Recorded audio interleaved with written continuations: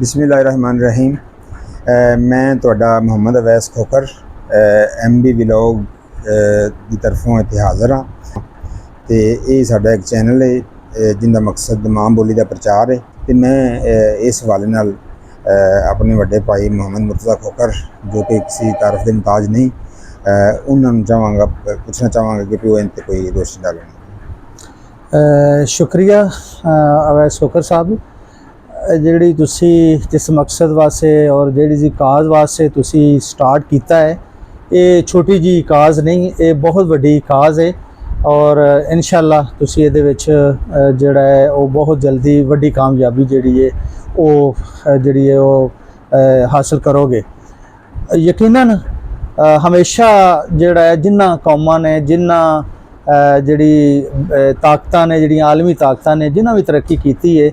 उन्होंने जिहड़ी उन्हां दी मकामी जिहड़ी सी मूँह बोली, उन्हां दे लोकल कस्टम, उन्हां दे लोकल कल्चर और उन्हां दा जिहड़ियां लोकल वैल्यूज सन,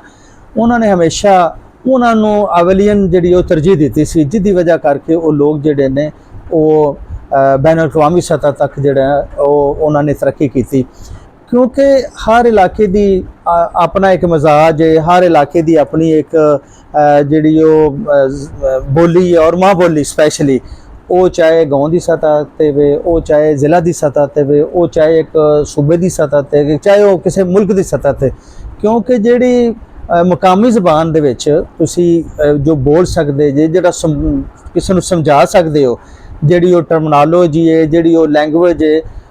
वो कोई तुसी जिहड़ा ना किसी बैरूनी लैंगुएज दे नाल नहीं समझा सकते। नो डाउट इस वक्त पूरी दुनिया जिहड़ी वो एक ग्लोबल विलेज बन गया है, तो ग्लोबल विलेज दे नाल नाल जिथे तुसी advance technology, advance methods, advance जिहड़ियां भी कि इंग्लिश लिटरेचर, वो सारियां ही चीज़ां बहुत अहम ने। लेकिन मैं समझना वा कि जिहड़ी तुहाडी माँ बोली है, अगर तुसी उन्होंने इग्नोर करोगे तो शायद असी अपनी जिहड़ी आने वाली नस्ल है उन्होंने वो वैल्यूज़ ना दे सकीए जिहड़ियां कि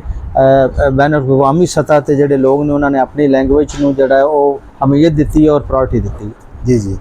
बिल्कुल भाई मुर्तज़ा साहब, जिस तरह कि असी पहले अपनी गल आगाज़ गल कर चुके हैं, तो तुसी माशाअल्लाह बड़ी अच्छी एक लोकल लैवल तो लैके इंटरनेशनल लैवल तक इनू यानी कि एसोसीएट किया है। अगर असी लोकल लैवल ते कोई असी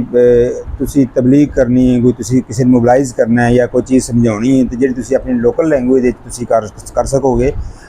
वो तुसी किसी होर लैंगुएज में अडाप्ट करके नहीं कर सकोगे। तो अगर असी इंटरनेशनल कंटैक्सट की गल करिए तो इंग्लिश जी है वो इंटरनेशनल लैंगुएज है, ठीक है, वो भी साड़ी जानना जरूरी है। क्योंकि लेकिन इत्थे एक अलमिया बहुत ज़्यादा ये है कि असी जिहड़ा है इंग्लिश नूं एक इंग्लिश लैंगुएज के तौर पर नहीं लेंदे, बल्कि एक असी उन्होंने अपने आप से सवार कर लिया है कि ठीक है कि जिहड़े बंदे नूं शायद इंग्लिश नहीं आउंदी वो बिल्कुल शायद अनपढ़ है। तो इहो ही वजह है कि असी उन तो अपनी माँ बोली तो पिछे हटते लेकिन जिहड़ी साडी एक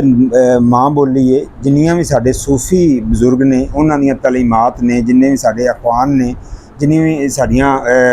यानी कि जेह्ड़े शुरा ने उन्हां दी जिन्नियां भी तालीमात ने वो सारियां पंजाबी ज़बान च ने। इस वास्ते साडे वास्ते पंजाबी ज़बान सीखनी भी बहुत अहम है।